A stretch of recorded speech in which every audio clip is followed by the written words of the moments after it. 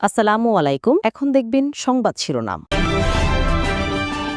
জুলাই গণহত্যায় শেখ হাসিনার মামলার রায় আজ 11টায় শুরু হবে ট্রাইব্যুনালের কার্যক্রম। সরাসরি করা হবে সম্প্রচার। কঠোর অবস্থানে আইন শৃঙ্খলা বাহিনী। প্রবল প্রতাপশালী থেকে ক্ষমতাচ্যুত শেখ হাসিনার ভারতে পলায়ন। গণহত্যার সুপিরিয়র কমান্ডার হিসেবে সর্বোচ্চ শাস্তির প্রত্যাশা প্রসিকিউশনের। শেখ হাসিনার বিচারেই পূর্ণতা পাবে 24-এর সংগ্রাম, বলছেন তরুণরা। ন্যায় বিচারের অপেক্ষায় ভুক্তভোগী ও সন্তান হারানো পরিবারগুলো। রাতে রাজধানী সহ বিভিন্ন স্থানে যানবাহনে আগুন ও ককটেলের বিস্ফোরণ ঘটিয়েছে দুর্বৃত্তরা। নাশকতাকারী সন্দেহে বিভিন্ন জায়গা থেকে কয়েকজনকে গ্রেফতার।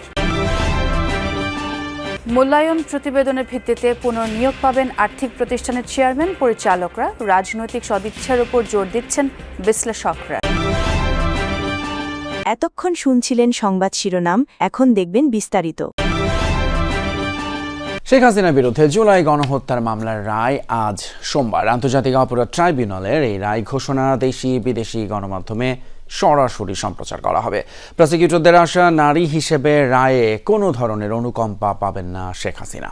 সাজা ঘোষণার পর আসামিদের সম্পদ বাজেয়াপ্ত করে গণঅভ্যুত্থানে শহীদ এবং আহতদের পরিবারকে দেওয়ার আবেদনও করেছে প্রসিকিউশন। জুলাই আগস্ট গণঅভ্যুত্থানে নিহত হয়েছেন কয়েকশো মানুষ, আহত হয়েছেন প্রায় 20,000। শিশু থেকে বয়স্ক কেউ বাদ যায়নি নৃশংসতা থেকে। মানবতা বিরোধী এমন অপরাধের প্রথম কোনো মামলার রায় ঘোষণা করতে যাচ্ছে আন্তর্জাতিক অপরাধ ট্রাইব্যুনাল। আসামি সাবেক প্রধানমন্ত্রী শেখ হাসিনা, সাবেক স্বরাষ্ট্রমন্ত্রী আসাদুজ্জামান খান কামাল ও সাবেক আইজিপি চৌধুরী আব্দুল্লাহ আল মামুন। কি সাজা হতে পারে তাদের, তা নিয়ে সর্বমহলে আছে নানা জল্পনা। ট্রাইব্যুনালের প্রসিকিউশন ব্রিফিংয়ে জানিয়েছে, এই মামলার রায় ঘোষণা সরাসরি সম্প্রচার করবে বাংলাদেশ টেলিভিশন, ট্রাইব্যুনালের ফেসবুক পেজ ও আন্তর্জাতিক সংবাদ সংস্থা রয়টার্স। এছাড়া রাজধানীর কয়েকটি পয়েন্টে বড় পর্দায় রায় ঘোষণা সরাসরি দেখাবে সংস্কৃতি মন্ত্রণালয়। আমরা আশা করছি যে কালকেই এই ট্রাইব্যুনাল উক্ত মামলার রায় ঘোষণা করবেন।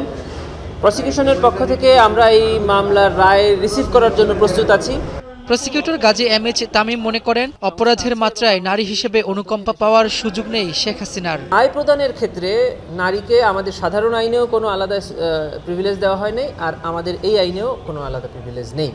অর্থাৎ রায় প্রদানের ক্ষেত্রে আসামি নারী হোক পুরুষ হোক, তিনি তার অবস্থানে থেকে কি অপরাধ করেছেন সেই অপরাধের গ্র্যাভিটি বিবেচনা করে শাস্তি প্রদান করা হবে বা মামলা প্রমাণ না হলে খালাস প্রদান করা হবে। কালকে যদি রায় হয় এবং রায়ে যদি ট্রাইব্যুনাল ওনার বিরুদ্ধে শাস্তি প্রদান করেন, তাহলে আমরা আরেকটি কনভিকশন ওয়ারেন্টের আবেদন ইন্টারপোলে আবার পাঠাবো তার বিরুদ্ধে রেড নোটিশ জারির জন্য। রাজধানীর বিভিন্ন এলাকায় ককটেল বিস্ফোরণ এবং বাসে আগুন দেওয়ার ঘটনা ঘটেছে। রোববার সন্ধ্যার পর থেকেই এসব ঘটনা ঘটতে থাকে। বাড্ডা এলাকায় ককটেলের বিস্ফোরণের সাথে বাসে আগুন দেয় দুর্বৃত্তরা, তবে এই ঘটনায় কেউ হতাহত হয়নি। জানা গেছে, রাজধানীর সেন্ট্রাল রোড এলাকায় পরিবেশ, বন এবং জলবায়ু পরিবর্তন ও পানি সম্পদ মন্ত্রণালয়ের উপদেষ্টা সৈয়দা রিজওয়ানা হাসানের বাসার সামনে দুটি ককটেল বিস্ফোরণের ঘটনা ঘটে। সন্ধ্যা 7:30টার দিকে পল্লবী মেট্রো স্টেশনের নিচে ককটেল বিস্ফোরণ হয়। আর রাজধানীর কারওয়ান বাজার এবং বাংলা মোটরে জাতীয় নাগরিক পার্টি এনসিপির কার্যালয়ের সামনেও ঘটেছে ককটেল বিস্ফোরণ। রাত 9:30টার দিকে এই বিস্ফোরণের ঘটনা ঘটে। চট্টগ্রামে গাছের গুড়িতে আর ঢাকার সাভার এবং ধামরাইয়ে পৃথক দুটি বাসে আগুন দিয়েছে দুর্বৃত্তরা। চট্টগ্রাম কক্সবাজার মহাসড়কের পটিয়া বাইপাসে গাছের গুড়িতে আগুন দেয় দুর্বৃত্তরা। রোববার রাতে হয় এই ঘটনা। এই সময় বন্ধ ছিল সড়কে যান চলাচল, তবে পুলিশ এবং স্থানীয়দের সহযোগিতায় 20 মিনিট পর স্বাভাবিক হয় সব। স্থানীয়রা বলছে, কর্মসূচি সফল করতে কার্যক্রম নিষিদ্ধ আওয়ামী লীগের কর্মী সমর্থকরা আগুন দিয়ে সড়কে যান চলাচলের প্রতিবন্ধকতা সৃষ্টি করছে। আইনি ব্যবস্থা গ্রহণের পাশাপাশি জড়িতদের ধরতে অভিযান অব্যাহত বলে জানিয়েছে পুলিশ। রোববার রাত 10টায় ঢুলিভিটা এলাকায় যাত্রীবাহী একটি বাসে আগুনের ঘটনা দেখা যায়। প্রত্যক্ষদর্শীরা জানায়, দুটি মোটরসাইকেলে করে 3 জন লোক বাসের কাছাকাছি গিয়ে জানালা ভেঙে গান পাউডার ছিটিয়ে অগ্নিসংযোগ করে পালিয়ে যায়। পরে ঘটনাস্থলে থাকা লোকজন পানি ও বালু ছিটিয়ে আগুন নিয়ন্ত্রণে আনে। খবর পেয়ে ফায়ার সার্ভিস ঘটনাস্থলে এসে আগুন নির্বাপন করে। গান পাউডার ছিটিয়ে অগ্নিসংযোগ করা হয়েছে বলে ধারণা করছে ফায়ার সার্ভিস। এছাড়া সাভারে আরেকটি বাসে অগ্নিসংযোগ করেছে দুর্বৃত্তরা। শেখ হাসিনার রায় ঘিরে নাশকতা করার চেষ্টা করলে কঠোর ব্যবস্থা নেওয়ার হুঁশিয়ারি দিয়েছে পুলিশ। বাড়ানো হয়েছে আন্তর্জাতিক অপরাধ ট্রাইব্যুনালের নিরাপত্তা। রায় ঘিরে ট্রাইব্যুনাল এলাকার নিরাপত্তা জোরদারে সেনাবাহিনী মোতায়েনের জন্য সেনা সদরকে চিঠি দিয়েছে সুপ্রিম কোর্ট। প্রধান উপদেষ্টার বাসভবন, প্রধান বিচারপতির বাসভবন, হোটেল ইন্টারকন্টিনেন্টালের সামনে নিরাপত্তা বাহিনী সদস্যদের অবস্থান করতে দেখা গেছে। এছাড়াও গুরুত্বপূর্ণ মোড়গুলোতে অবস্থান নিয়েছে পুলিশ। কার্যক্রম নিষিদ্ধ আওয়ামী লীগের নেতাকর্মীরা নাশকতার চেষ্টা করলে পরিণতি ভালো হবে না বলে ডিএমপির পক্ষ থেকে দেয়া হয়েছে হুঁশিয়ারি।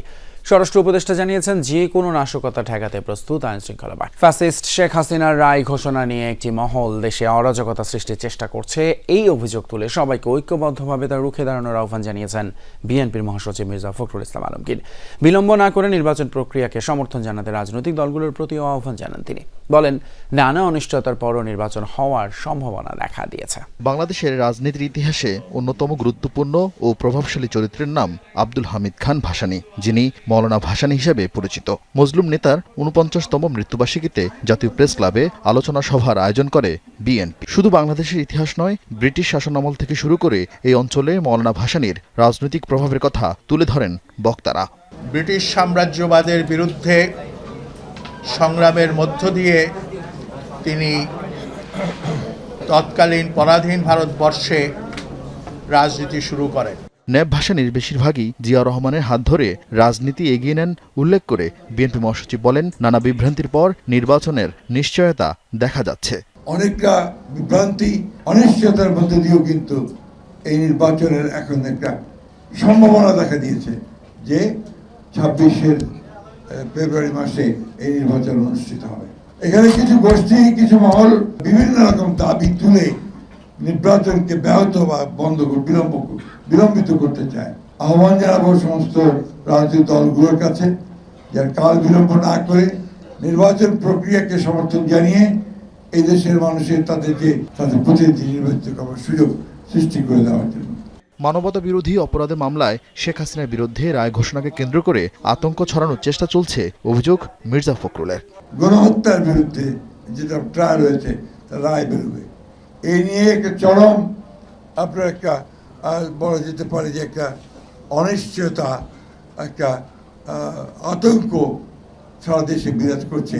এই নিয়ে কোনো ওইটা বড় একটা অপেক্ষা রাখে না, এবং একটা মহল এটা নিয়ে বাংলাদেশে আবার একটা নৈরাজ্য সৃষ্টি করার জন্য পায়তারা করছে। আমাদের আজকে রুখে দাঁড়াতে হবে।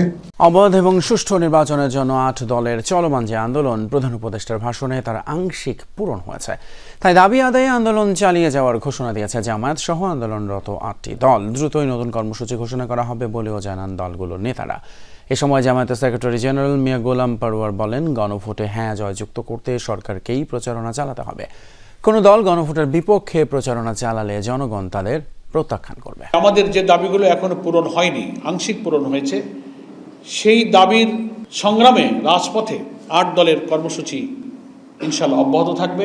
দেশের অধিকাংশ জনগণের অনুভূতি, আকাঙ্ক্ষা সরকারের রিয়ালাইজ করা উচিত। প্রশাসনে যেভাবে রদবদল চলছে, মাঠে নির্বাচনে সব দলের সমান অধিকার, এই সমতা রক্ষার যে দাবি আমাদের ৫ দফার অন্যতম দাবি, সেটা ভঙ্গ হচ্ছে আমরা দেখতে পাচ্ছি। পঞ্চগড়ে ১ আসনে মনোনয়ন সংগ্রহ করেছেন এনসিপির উত্তরাঞ্চলের মুখ্য সংগঠক সার্জিস আলম। ২০ নভেম্বর পর্যন্ত বাড়ানো হয়েছে শাপলা কৌলি প্রতীকে এনসিপির মনোনয়ন আবেদনের সময়।